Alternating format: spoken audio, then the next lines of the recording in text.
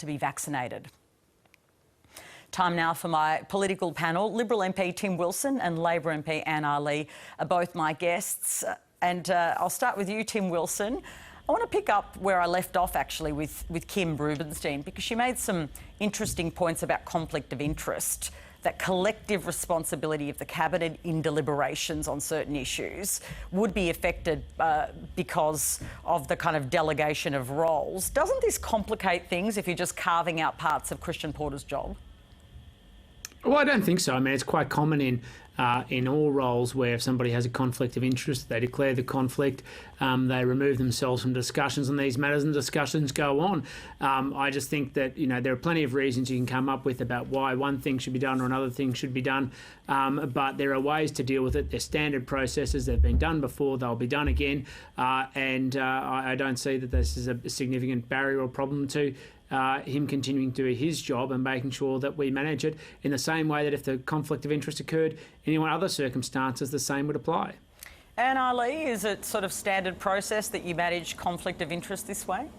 I think it's quite a unique case here, though, Patricia, and I've just heard what Tim said, but I also listened to Kim Rubenstein and her contribution earlier as well.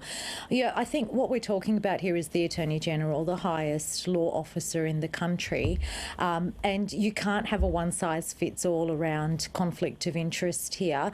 There are a whole range of implications that need to be taken into account. Kim Rubenstein went through those quite comprehensively in the previous interview that you gave. So I do think that, you know, I would like to not be seen as just put aside as something that's normal and natural and just, the process that's always been done. I think at times it's really wise to question the process that's always been done, and particularly when we're dealing with the first law officer of the nation. An open letter has been signed by former Liberal and Labor staffers calling on the Prime Minister and the opposition leader to ensure that this independent review into Parliament is confidential. It means things like it's exempt from freedom of information laws and various other things. Tim Wilson, is that a sort of wise way to go forward on this? Well, I've only seen part of what the request has been, but it's important to understand the provisions that the Sex Discrimination Commissioner operated. They're the same ones that I dealt with when I was Australia's Human Rights Commissioner, where there's a provision in the Act which makes it illegal to release information, confidential information related to parties.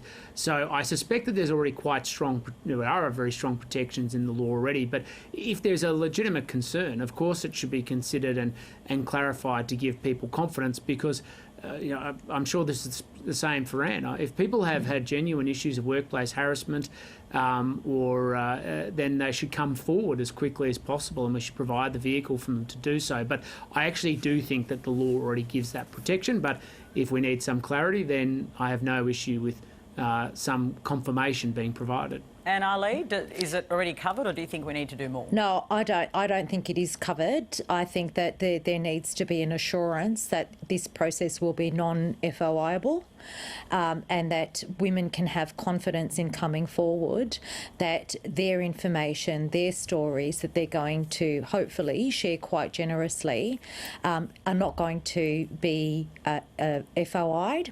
They're not going to be made public, and they need to have absolute confidence in the confidentiality. And Ali, I just want to stay with you on another issue. There have been dozens of anonymous complaints made by current and former Labor staffers, as you know, unwanted touching, forced kissing, really serious allegations there too. If a male frontbencher is named, do you think the process should just be that they stand aside now? Is that the process that should be adhered to? Yeah, I've seen some of those stories that were shared. It's important to point out that they are not yet formal allegations. It is a private Facebook page where women have come forward and shared their stories. That doesn't make it any less serious or any less disturbing. I do believe that where an inquiry needs to take place, and should a formal allegation be made, I do believe that a formal inquiry should always be made, and I do believe that in that case people should be stepping down if they're a senior member of the Cabinet. Tim Wilson, I've spoken to a number of Labor people now who say this should be the standard. Do you think it should be the standard too? Because it's not happening at the moment with Christian Porter. Well, the difference fundamentally is that there has been the evidence base provided to the police in the case of Christian Porter. The evidence base has not been sufficient for a formal investigation.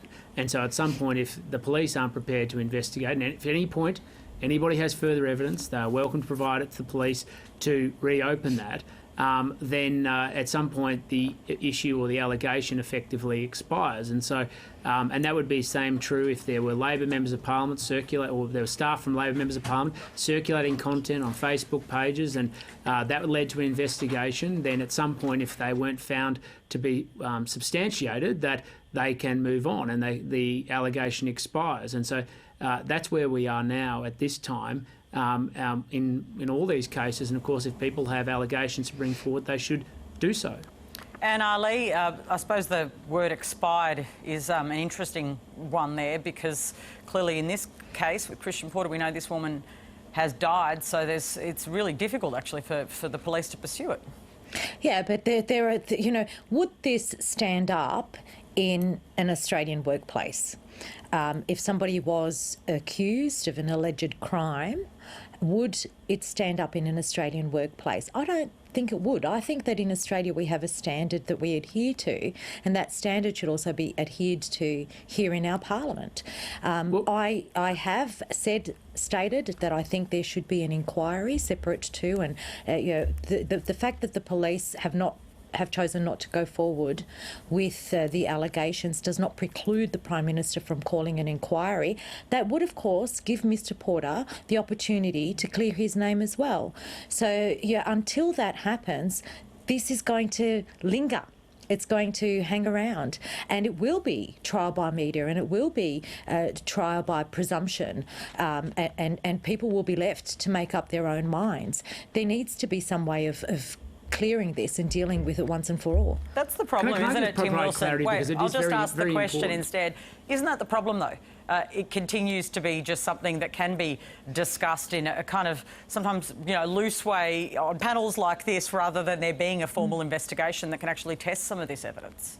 Well, politely, Patricia, we've had this conversation before where, the evidence base has been provided to the New South Wales Police, and they've chosen not to open a formal investigation because it's insufficient. But I would strongly, and I mean this genuinely and sincerely to Anne, is to read the Australian Human Rights Commission Act, because she's raised a couple of issues today.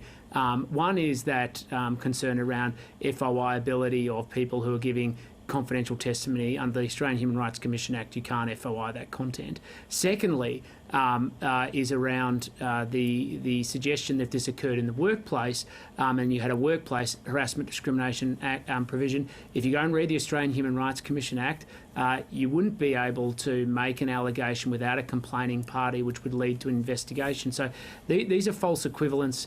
There is a serious need to make sure that people who have allegations of sexual harassment or any other sexual violence or crime against them can come forward. They should have every assurance that there's confidentiality. If there's more we need to do, we should provide that. But we shouldn't conflate such allegations when there has been a look at the evidence base.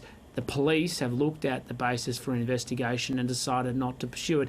And I use the word expire only because I thought it was the appropriate word. I'm happy to remove that. Lapse, another word. But at some point, if an allegation can't be substantiated, then politely we need to move on from it unless new evidence is provided. I want to end the conversation because I'm out of time, but you'll both be back. Thanks so much for joining us. Thanks, Patricia. Liberal MP Tim Wilson and Labor MP Anne Ali there.